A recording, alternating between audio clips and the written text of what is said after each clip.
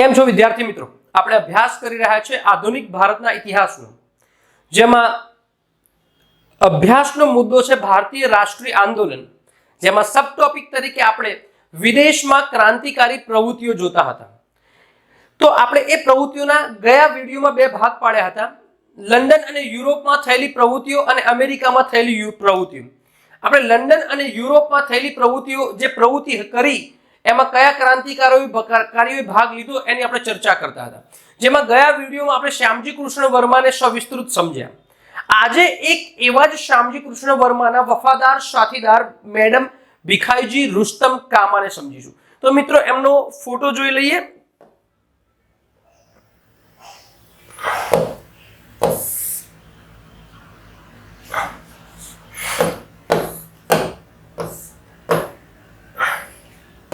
તો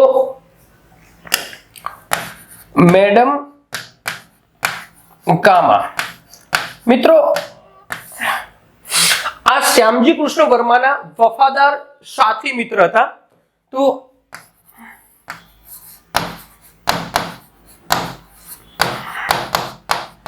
શ્યામજી કૃષ્ણ વર્માના સાથીદાર હતા. મિત્રો 1902 માં તે યુરોપમાં આવેલા.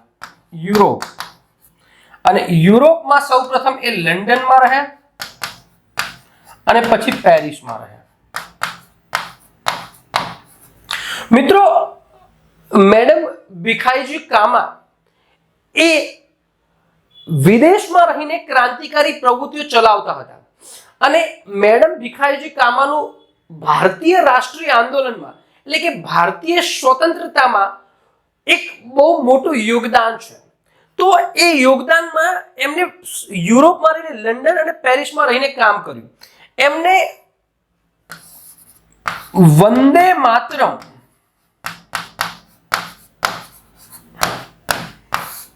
નામનું અખબાર પણ ચલાવતા હતા. અને મિત્રો આ અખબારમાં પણ એ લેખો લખતા હતા અને ભારતમાં જે બ્રિટિશરોને આપખુદ શાહી શાસન ચાલતું હતું એના વિરુદ્ધ એક તેજાબી લેખો લખી અને ભારતીય લોકો અને વિદેશમાં રહેલા ભારતના લોકોમાં જાગૃતિ, દેશ પ્રત્યે જાગૃતિ ફેલાવવાનો એક વિચાર રજૂ કરતા હતા. મિત્રો આમનું એક મહત્વનું યોગદાન એ જોઈ શકાય કે 1907 માં એમને જર્મની નું એક શહેર હોય છે સ્ટુટગાર્ટ. આ જર્મનીના સ્ટુટગાર્ટ શહેરમાં આંતરરાષ્ટ્રીય રાષ્ટ્રીય સમાજવાદી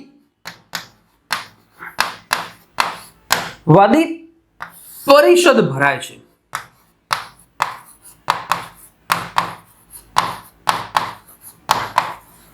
અને આ પરિષદમાં ભારતના બે ક્રાંતિકારીઓ હિન્દ તરફથી પ્રતિનિધિત્વ કરે છે. તો એમાં મેડમ કામા અને સરદારસિંહ રાણા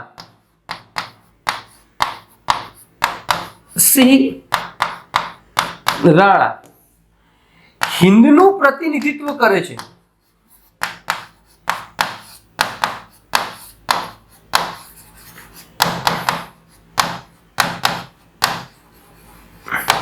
અને આ જે સમાજવાદી પરિષદમાં બ્રિટિશ આપખુદ ભારતમાં રહેલ બ્રિટિશ આપખુદ શાસન વિરુદ્ધ એક ઘણું બોલ્યા. એ લોકોને જાગૃત કરવા માટે જે આંતરરાષ્ટ્રીય પરિષદ ભરાયું છે એમાં બ્રિટિશરોનું જે અન્યાયકારી કામગીરી હોય છે એના વિરુદ્ધ એમને બધાને જાગૃત, વિશ્વને જાગૃત કરવાના પ્રયાસ કરે. નોટ ઓનલી બોલ્યા બ્રિટિશ સરોના આપખુદ વલણ વિરુદ્ધ આ પરિષદમાં ઠરાવ પસાર કરવાનો અનુરોધ કર્યો. વિશ્વના જે સમાજવાદી નેતાઓ આવ્યા હતા જર્મનીના સ્ટુટગાર્ટ શહેરમાં, ત્યાં દરેક વિશ્વના સમાજવાદી નેતાઓને કહ્યું કે ભાઈ ભારતમાં જે બ્રિટિશરો છે એ આપખુદ શાહી વલણ કરે છે, એ ન્યાયની વાત, ભારતીય લોકોના હકો અને ન્યાય વિરુદ્ધનું કામ કરે છે, તો આ અટકાવવા માટે એક ઠરાવ પસાર કરો તો એ અટકે.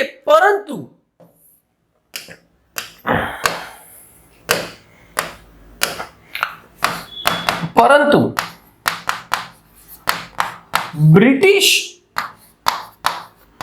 સરોના વિરોધને કારણે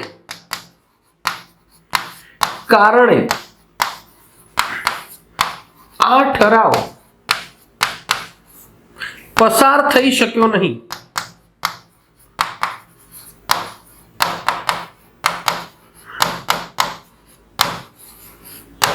મિત્રો, ભલે ઠરાવ પસાર ના થયો, પરંતુ વિશ્વના એક મંચ પર બ્રિટિશરોનું જે કૃત્ય છે, આપખુદશાહી કૃત્ય છે, જે ભારતીયોના હકો હળવાનું કૃત્ય છે, એ વિશ્વના મંચ ઉપર રાખવામાં સફળ થયા. અને મિત્રો, આ જ પરિષદમાં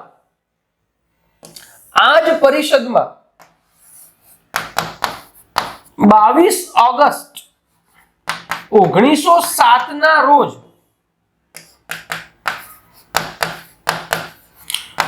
મેડમ ભીખાજી કામા દ્વારા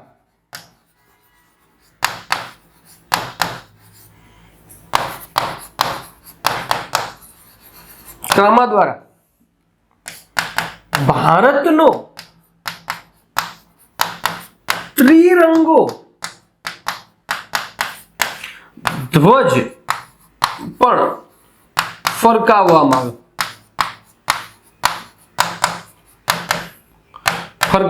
આવ્યો. આ આપણે બહુ ઉપયોગી છે. આ આઈએમપી છે કે સ્ટુટગાર્ટની જે પરિષદ હતી એમાં કોણે ભારતનો ત્રિરંગો ધ્વજ ફરકાવ્યો હતો?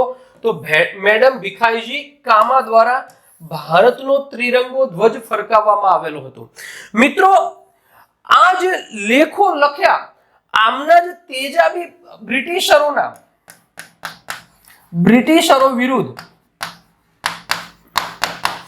વિરુદ્ધ ભીખાજી કામા દ્વારા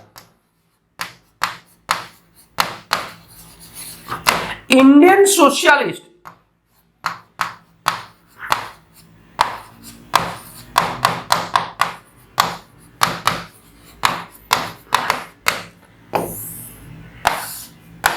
પત્રિકા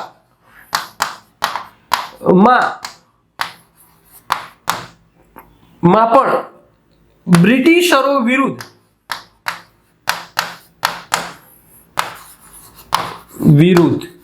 તેજાબી લેખ લખ્યા.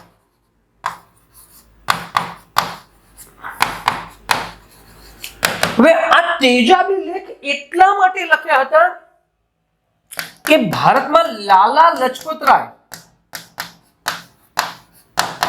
રાય અને અજીતસિંહ ને હદ નિકાલ કરવામાં આવે.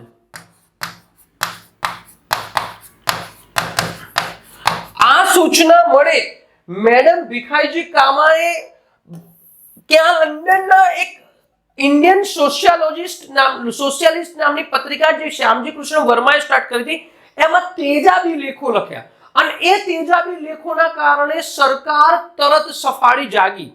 અને સરકાર સફાળી જાગી એટલે તરત એ ધ્યાન આવી ગયું મેડમ કામાને.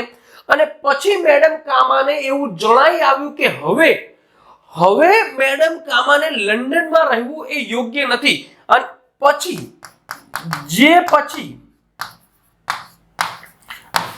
મેડમ ભીખાજી કામા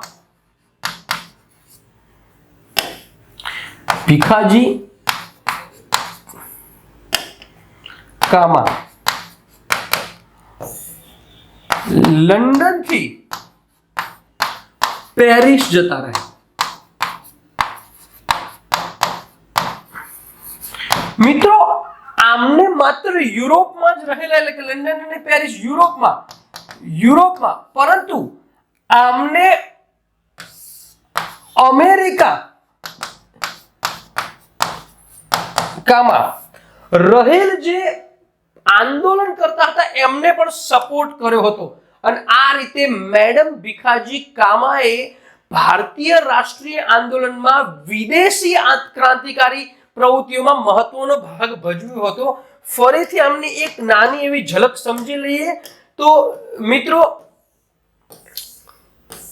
કે મેડમ કામા શ્યામજી કૃષ્ણના એક વફાદાર સાથીદાર હતા.